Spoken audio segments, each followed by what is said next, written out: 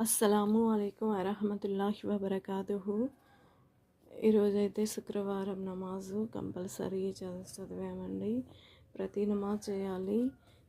ఈరోజనే కాదు, ఈరోజైతే నేను పాప కూడా ఒకేసారి చదివాము. మా బుజ్జి పాప కూడా చదువుతుందండి, నమాజ్లో కూర్చుంటుందండి. చాలామంది నమాజ్ అయితే కజా చేస్తుంటారు, అలా చేయొద్దు. ప్రతి నమాజ్ ఇంపార్టెంట్ అండి. అసలు ఆ నమాజ్లో ఉన్న హ్యాపీనెస్ ఇంకొక లైఫ్ అనేది ఉండదు, ఇంకో స్వర్గంలో కూడా ఉండదండి. అదైతే నిజమండి. ఎవరైనా సరే మనసు పెట్టి అల్లా ధ్యానంతో చేస్తే అదేంటో నమాజ్ ఏంటో అనేది మనకు అర్థమవుతుంది. నేను మీకు చాలా వివరించాలనుకుంటున్నాను.